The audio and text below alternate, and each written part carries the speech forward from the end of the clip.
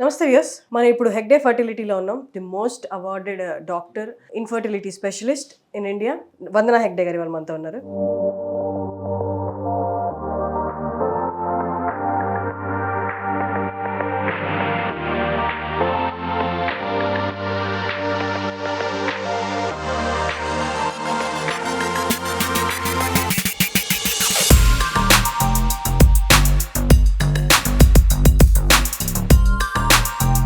నమస్తే. Hi Ashini. నమస్తే. We are the most populated country in the world. Yes consider చేస్తే last 10 years నుండి, last decade అని చెప్పొచ్చు, లాస్ట్ డెకేడ్ నుండి ఇన్ఫర్టిలిటీ రేట్ కూడా పెరిగిపోతుంది. ఇప్పుడు fertility problems is similar to cancer. ఎట్లా మాకు cancer, diabetes, all that is increasing. Why?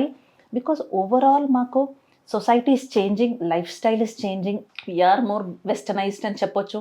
And there's a lot of gadgets that is come into our world.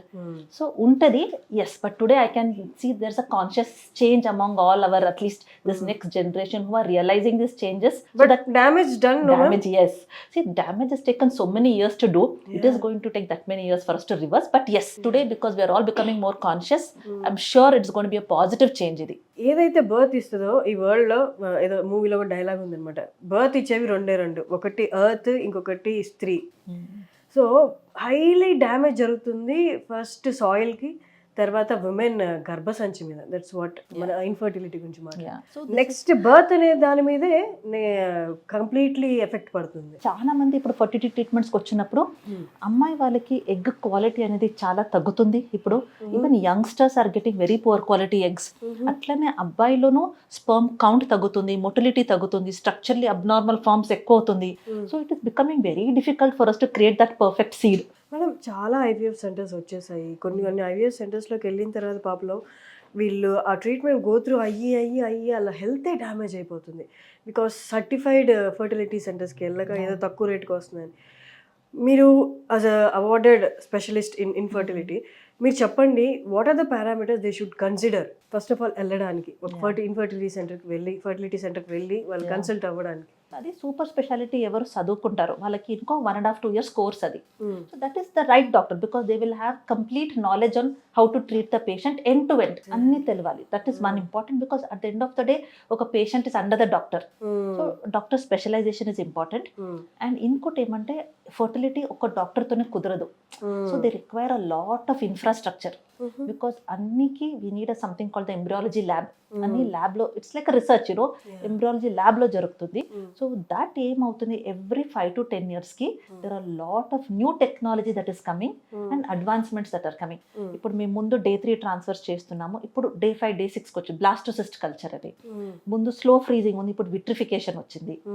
ముందు మాకు జెనెటిక్ టెస్ట్ చేయాలని తెలియదు ఎంబ్రోస్కి, they were failing IVF. But today genetic test on embryos have come.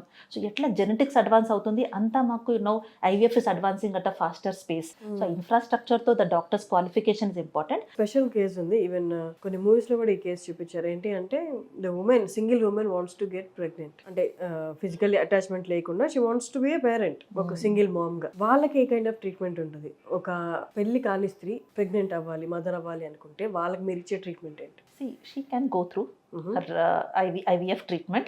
So today we have got donor sperms. So she'll have to source the sperm from, ఇప్పుడు ఎట్లా మాకు blood bank అని ఉంది అట్లానే ART bank అని ఉంది. So there will get the sperm source because a baby is done with 2 partners కదా. So she will have, if she has a good reasonably good quality egg, she can go with her own egg. So she can go through the IVF process where మాకు stimulation చేస్తాము. We can take out our oocytes and use with the sperm embryos తయారు చేసి పెట్టొచ్చు.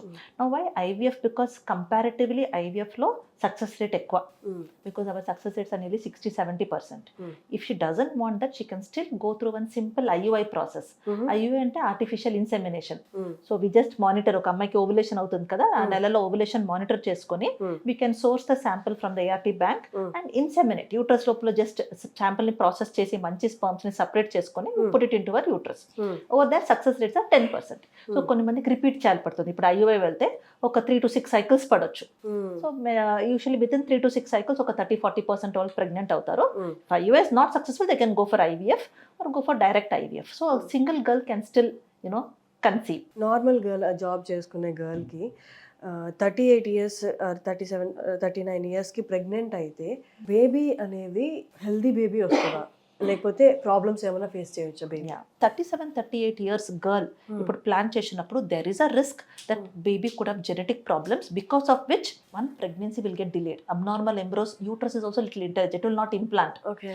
Pregnancy వస్తేనో miscarriage అవ్వచ్చు, లేదంటే ప్రెగ్నెన్సీలో 3వ నెల 5వ నెలలో మాకు స్కాన్లో ఏమైనా డిఫెక్ట్స్ కనిపించి we may have to terminate. They can attempt pregnancy, doesn't mean that కంప్లీట్గా అట్లనే అవుతుందని. There is a chance they may have healthy child. But if any such problems happen, వేరే ప్రాబ్లమ్స్ ఉన్నాయి వాళ్ళకి because of which they are opting for fertility treatments like IVF, then we have got a very beautiful treatment where they can select a very healthy embryo today. So IVF లో మేము ఇప్పుడు egg sperm తీసుకొని lab లో చేసిన తర్వాత we can genetically test that embryo. మేము biopsy చేసి అది will just send that few cells to the genetic lab. వాళ్ళు ముందే ఈ బేబీది DNA టెస్ట్ చేసి మీకు చెప్పేస్తారు ఇది మంచిగా ఉందా లేదా అని. మేడం, ఇందాక మీరు చెప్పారు కదా ఎగ్ ఫ్రీజింగ్ అనేది అమ్మాయిలు చాలా మంది వస్తున్నారు చేయించుకుంటున్నారు. బట్ ఎగ్ ఫ్రీజింగ్ అనేది ఎన్ని ఏళ్ళ వరకు ఉండొచ్చు, చేయించుకొని ఉండొచ్చు? అంటే మెనోపాజ్ కూడా స్టార్ట్ అయిపోతుంది కదా, సో ఎన్ని ఇయర్స్ ఈజ్ గుడ్? ఒక సింగిల్ అమ్మాయి వస్తుందంటే we do only egg freezing, so they can store it for 10 years easily. So 10 years వరకు మా క్రయో ట్యాంక్ లో ఉంటుంది, where we maintain it with liquid nitrogen. అదని వీ కూడా maintain it. So at that time she can come any time. So వాళ్ళకి కావాలన్నప్పుడు eggs తీస్తాము, వాళ్ళ పార్ట్నర్ అప్పుడు పెళ్ళి అంటే we can use their sperm, create the embryos and transfer it. So couples ఎవరు ఇప్పుడు IVF కోసం వస్తున్నారో now they are also freezing their embryos. Extra embryos వచ్చింది వాళ్ళు ఫ్రీజ్ చేసుకుంటున్నారు. That also we can maintain for about till 10 years. We have patients where 6-7 years తర్వాత వచ్చి వాళ్ళు సెకండ్ బేబీను అదే ఎంబ్రియోస్ తో చేయించుకొని they have had pregnancies and delivered. And ma'am, ఇంకొకటి IVF చేసుకునే వాళ్ళు ఎన్నిసార్లు చేయించుకోవచ్చు? అంటే కొన్నిసార్లు ఫెయిల్యూర్ కూడా అవుతుంది కదా, what is the limit? IVF is actually very safe procedure. చాలా మంది అడుగుతారు IVF చేయించుకుంటే పిల్లలకి ఏమన్నా అవుతుందని. అది థింక్ చేసుకొని వాళ్ళు చాలా లేట్ చేసుకుంటారు. No, IVF is absolutely safe procedure, not only for the baby, for the mother also. Okay. So ideally there are many patients where I have personally done about 7-8 cycles for certain couples to reach their that one baby. So it is very safe, and we have seen other patients undergoing 10 to 12 cycles outside. Because IVF లో ఒక success rate కి sometimes girls are getting very less eggs. So they are the people who will repeated cycles అవసరం పడుతుంది. So there is nothing like a limit, but I would suggest that 6 to 7 cycles is ideal. Beyond that we should see అది worth ఇటా లేదని. If you do it very safely, ఇప్పుడు anaesthesia ఇవ్వాలి pickup కి, so we should take care of all their issues and do it in a safe way. వాళ్ళకి safe process and nothing like ఇంకా repeated గా చేస్తే అమ్మాయి హెల్త్ ఖరాబ్ అవుతుంది. ఇది ఒక ఫియర్ ఉంది. హార్మోన్ ఇంజెక్షన్స్ అని చాలా అడుగుతారు, మీరు హార్మోన్ ఇంజెక్షన్స్ ఇస్తున్నారు ఏమైనా అవుతుందని. Just want to tell that there is no risk of cancer అదని. దే థింక్ దట్ ఇది ఇస్తే క్యాన్సర్ అవుతుంది, లేదు. ఇన్ఫాక్ట్ ఒక అమ్మాయికి ప్రెగ్నెన్సీ రాలేదంటే infertility, if she is, that itself is a risk factor to get cancer. Hegde fertility మాదాపూర్లో ఉంది. మంత్లీ బేసిస్ ఎంతమంది వస్తుంటారు మేడం ఫర్టిలిటీ రిలేటెడ్ ప్రాబ్లమ్స్ గురించి? We get a lot of patients because మాది 5 branches ఉంది. ఇక్కడ we have one at హైటెక్ సిటీ, ఒకటి మలక్పేట్, కోంపల్లి, సుచిత్రాలో ఉంది, అత్తాపూర్లో ఉంది, మియాపూర్లో ఉంది. So overall if you see, yes, we get almost 500 couples approaching monthly. కానీ మాదాపూర్ బ్రాంచ్ హెగ్డే ఫర్టిలిటీ ఏదైతే ఉందో, this is the centre of software companies. అవును. అండ్ ఈ ప్రాబ్లమ్ మెయిన్లీ మనం చూసేది కూడా సాఫ్ట్వేర్ పీపుల్లోనే ఎక్కువ fertility problems. Yeah, this is the centre of companies అన్నమాట. ఇక్కడ ప్రాబిలిటీ ఎక్కువ ఉంటుంది కదా, people reaching you for the help. Yes, see what I would say is software people are little more affordable and they are more knowledgeable. See, that is the reason they approach also little faster. Because అంటే mainly మనకి ఏది source of living food అదే contaminate అయిపోయిన తర్వాత everybody is affected. So I think we should just plan early. ఎందుకంటే environment ది ఏది effect ఉంది కదా, it will affect the longer you're exposing it. So ముందు ఇప్పుడు అమ్మాయిలు చాలా they should get married by 21, 22, finish their family by 25, 26. So that time the exposure to environment damage was less. Environment also was less contaminated. ఇప్పుడు ఇక్కడ contamination ఎక్కువైంది, వాళ్ళు delay చేస్తున్నారు, both men and female. So the effect on gamete is increasing more.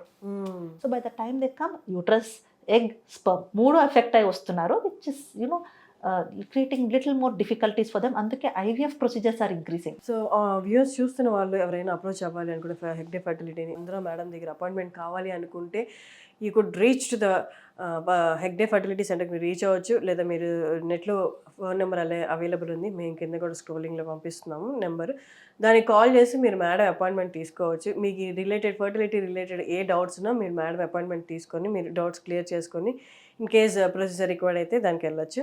Thank you so much ma'am, thank you so much, talking to you, great talking to you and you shared great knowledge with us. I hope ఇదంతా వ్యూయర్స్కి help అవుతుంది అనుకుంటున్నాను. Thank you so much. Thank you so much.